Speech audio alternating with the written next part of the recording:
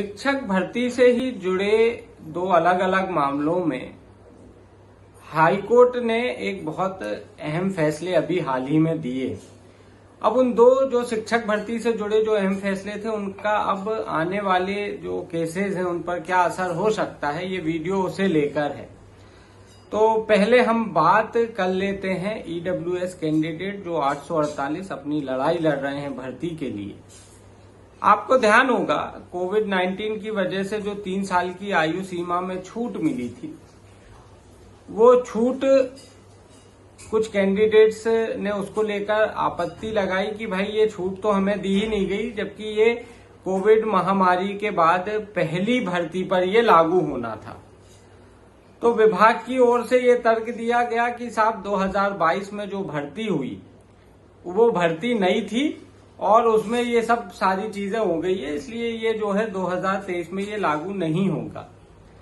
लेकिन high court ने ये नहीं, मतलब हाई कोर्ट के सामने जो तथ्य रखे गए उसमें जो सरकारी वकील हैं वो ये पक्ष मजबूती से नहीं रख पाए और अंततः फिर ये फैसला हुआ कि भाई जो 3 साल की छूट वाले जो पात्र याचिका करता है, उम्मीदवार हैं, उनके लिए फिर से चयन परीक्षा आयोजित हो। इसे लेके हम वीडियो भी बना चुके हैं, तमाम खबरें भी आपके संज्ञान में आ गई हैं। अब इसमें एक बड़ा निर्णय ये सामने आया जो कोर्ट ने अपने जजमेंट में लिखा है। चीफ जस्टिस की बेंच ने ये फैसला दिया और ये माना कि 2022 में जो भर्ती प्रक्रिया चल रही थी ये कोई नई भर्ती नहीं थी। इस भर्ती के लिए कोई नया एग्जाम नहीं लिया गया था, बल्कि 2018 की ही ये भर्ती का एक हिस्सा था जिसके लिए बार बार काउंसलिंग प्रक्रिया की जा रही थी। कहने का मतलब चीफ जस्टिस की बेंच ने ये स्पष्ट कर दिया कि 2022 में वर्ग 1 के लिए जो प्रक्रिया हुई भर्ती के लिए ये नई भर्ती नहीं थी। अब ये एक लाइन ईडब्ल्यूएस कैंडिडेट के लिए कैसे वरदान साबित हो सकती है, इस पर हम बात करने वाले। देखिए, ईडब्ल्यूएस कैंडिडेट का जो मामला है वो यही है कि आपको हमें 2022 में जो है भर्ती करना था और आपने नहीं करी। इस पर विभाग की ओर से ये तर्क दिया गया कि साहब 2022 में तो हमने नहीं भर्ती करी थी और चूंकि कैरी फॉरवर्ड पद नहीं होते इसलिए ईडब्ल्यूएस के नहीं हुए। अब इसमें डीओपीटी का एक 6.3 का क्लॉज लगा दिया कि भाई कैरी फॉरवर्ड हो ये और वो तमाम चीजें। विभाग ईडब्ल्यूएस मामले में जो सबसे मजबूती से जो पक्ष रख रहा था अपने फेवर में वो यही था कि 2022 में हमने नई भर्ती करी थी, डीओपीटी के क्लॉज नंबर 6.3 के कारण ये होगा, ईडब्ल्यूएस कैरी फॉरवर्ड नहीं होंगे और इसी को लेके पूरा ये मामला चल रहा था। अब जब चीफ जस्टिस की ही डबल बेंच में ईडब्ल्यूएस कैंडिडेट की सुनवाई होना है 12 नवंबर को, चीफ जस्टिस की ही डबल बेंच ने आयु सीमा छूट वाले मामले में ये मान लिया है कि 2022 में कोई नई भर्ती हुई ही नहीं। ये तो सेकंड काउंसलिंग या जो भी काउंसलिंग का जो भी नंबर रहा हो, ये वो काउंसलिंग थी जो 2018 की भर्ती के लिए बार बार की जाने वाली प्रक्रिया थी। कुल मिलाकर नई भर्ती के लिए नया एग्जाम तो कहीं कभी कुछ लिया ही नहीं गया। ये ऑलरेडी फैसले में आ चुका है, चीफ जस्टिस की डबल बेंच में आ गया। चीफ जस्टिस की डबल बेंच को ही 12 नवंबर को सुनवाई करना है। तो कुल मिलाकर अब ये है कि इस एक पॉइंट पर जो सबसे ज्यादा विभाग और सरकार फोकस किए हुए था वो अब कहीं ना कहीं ईडब्ल्यूएस के मामले में भी कमजोर पड़ता हुआ दिखाई देगा, क्योंकि बेंच एक है, कोर्ट एक है, सब कुछ एक ही है। तो ऐसे में विभाग के लिए परेशानी खड़ी हो सकती है।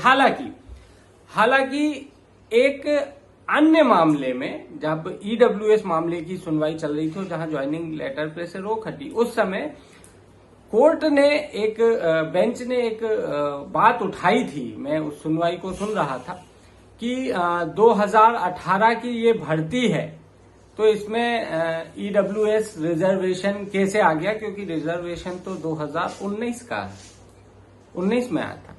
अब हम इसी से हम अपना अगला कनेक्ट कर रहे हैं। ईडब्ल्यूएस वाला मामला यहां पर हमने बता दिया कि अब ईडब्ल्यूएस का पक्ष मजबूत हो जाएगा और विभाग का पक्ष थोड़ा सा मुझे लगता है यहाँ लड़खड़ाएगा, क्योंकि कोर्ट ने एक दूसरे मामले में ये मान लिया है कि वर्ग 1 शिक्षक भर्ती में जो 2022 में जो काउंसलिंग हुई वो सिर्फ भर्ती प्रक्रिया के अंतर्गत चलने वाली काउंसलिंग का एक हिस्सा थी, ना कि नई भर्ती थी। इसका फायदा अब शायद ईडब्ल्यूएस कैंडिडेट को मिल सकता है। अब हम इसी को आगे कनेक्ट करते चलते हैं। ओबीसी के जो 13% होल्ड हुए हैं पद, अब उन पे क्या होने वाला है। जैसा कि मैंने आपको बताया कि ईडब्ल्यूएस की सुनवाई करते हुए जब ज्वाइनिंग लेटर जारी करने पर से रोक हटाई थी, तब उसका मुख्य बिंदु ये था कि बेंच के सामने ये तथ्य आया कि भाई 2018 की भर्ती है और 2019 में ईडब्ल्यूएस का रिजर्वेशन आया, तो फिर आप जो है ईडब्ल्यूएस को इतना वो नहीं कर सकते। कुल मिला के फैसला आना है, अभी चूंकि इस पे फैसला आना है, हम बहुत आगे कमेंट नहीं करना चाह रहे, लेकिन बेंच ने ये माना कि भाई 2018 में भर्ती है, ईडब्ल्यूएस तो जो है 2019 में आया। कुल मिलाकर इस पे अभी बहुत लंबी चौड़ी बहस होगी कोर्ट रूम के अंदर, लेकिन बेंच ने ज्वाइनिंग लेटर पे से जो है नई भर्ती जो 2023 की थी शिक्षकों की, उस पे से रोक हटा दी। अब क्या होने वाला है, इसी 2018 की भर्ती में कुछ विषयों में 500-600 से ज्यादा शायद पद होंगे, संस्कृत है उसमें और भी जो भी विषय हैं, उनमें 13% पर होल्ड लग गया, क्योंकि ओबीसी 27% आरक्षण दे दिया गया था। अब गुरु सवाल तो ये है कि ईडब्ल्यूएस जब 2019 में आया तो ओबीसी का 27% आरक्षण भी 2019 में आया। तो जब ईडब्ल्यूएस वाले मामले में ये बात उठी कि भाई 2018 में है, 19 भर्ती 2018 की है, 2019 का आरक्षण, अभी हम इस पे कमेंट नहीं कर रहे, इस पे अभी कोर्ट रूम में बहस होगी। आप ये मत सोचिए कि मैं ये साबित करना, मैं कोई नहीं होता हूं, कोर्ट से बड़ा तो कोई भी नहीं है, जो फैसला लेगा कोर्ट ही लेगा। लेकिन यहां हम उस बिंदु की बात कर रहे हैं कि जब ईडब्ल्यूएस मामले में ये पॉइंट उठ गया कि भाई 2018 की भर्ती थी, 2019 में ईडब्ल्यूएस आरक्षण आया, तो यही बात तो गुरु ओबीसी आरक्षण में भी लागू होगी कि आपने 13%, मैं फिर कह दूं, मैं ओबीसी आरक्षण 27% है नहीं है, मैं अभी उस पर कोई कमेंट नहीं कर रहा, मैं कोई होता भी नहीं हूं। ये सारे डिसीजन जो हैं संसद में लिए जाते हैं, विधानसभा में लिए जाते हैं, कोर्ट इसके लिए सक्षम है।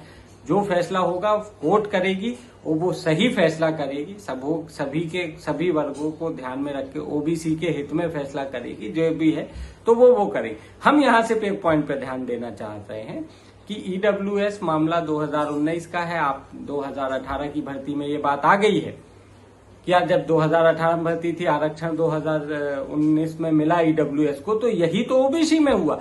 फिर आप 2018 भर्ती के पद कैसे होल्ड कर सकते हो 13%? फिर तो ये क्लियर करना चाहिए। ये मैं नहीं कह रहा, कुछ लोग हैं जो इससे इस चीज को लेकर जो चल रहे हैं, जिनका कारण जिनकी नौकरी सिर्फ ये 13% होल्ड के कारण अटकी हुई है, उन्होंने एक पॉइंट पकड़ लिया है। हाई कोर्ट में बहुत जल्द याचिका लगने वाली है और मुद्दा यही होगा कि जो ईडब्ल्यूएस के मामले में सुनवाई के दौरान ये जो प्रोसीडिंग में ये सब चीजें आई होंगी कि साहब भर्ती तो जो है 2018 की है, तो 2019 में ईडब्ल्यूएस आया तो ये सारी चीजें हुई। तो ये इसी एक पॉइंट पे अब 2018 के वर्ग 1 शिक्षक भर्ती पे जो 13% का होल्ड लगा हुआ है, उसको भी इसी चैलेंज के साथ एक नई याचिका बहुत जल्द हाई कोर्ट में लगने वाली है। शायद रजिस्टर हुई नहीं, मुझे उसका अपडेट नहीं मालूम, लेकिन तैयारी हो गई है कि भाई जब ओबीसी का भी 27% 2019 पे आया है, तो आप ये 13% होल्ड क्यों लगाकर बैठे हो 2018 की भर्ती पे? याचिका लगेगी, सुनवाई कोर्ट करेगा, क्या होगा वो तो कोर्ट को डिसीजन लेना है। लेकिन ये दो बड़े अपडेट कि ईडब्ल्यूएस कैंडिडेट्स इस बात को अब उठाएंगे कि जब ये मान लिया गया है कि 30 सितंबर 2022 में जो सब चला, यह कोई नई भर्ती नहीं बल्कि भर्ती प्रक्रिया के अंतर्गत की ही गई एक काउंसलिंग है, तो फिर ईडब्ल्यूएस मामले में ये बार बार जो विभाग कह रहा था कि साहब 2022 की नई भर्ती है, ये फिर जाहिर सी बात है इसमें विभाग का पक्ष कमजोर हो सकता है और ईडब्ल्यूएस का पक्ष मजबूत हो सकता है।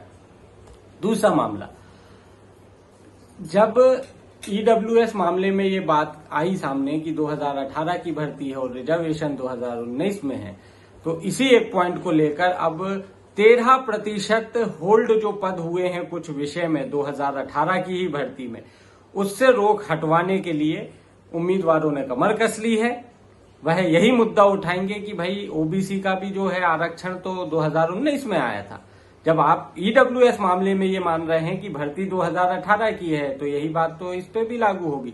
तो ऐसे में क्यों ना इस 13% होल्ड को हटाकर और उन पदों पर जो है भर्ती दी जाए, पूरी भर्ती की जाए। कुल मिलाकर ये दो बड़े अपडेट। यदि ये वीडियो आपको पसंद आया है तो अपने संबंधित साथियों तक ज्यादा से ज्यादा पहुंचाएं, और यदि अभी तक आपने हमारे YouTube चैनल को सब्सक्राइब नहीं किया तो वो जरूर कर लें।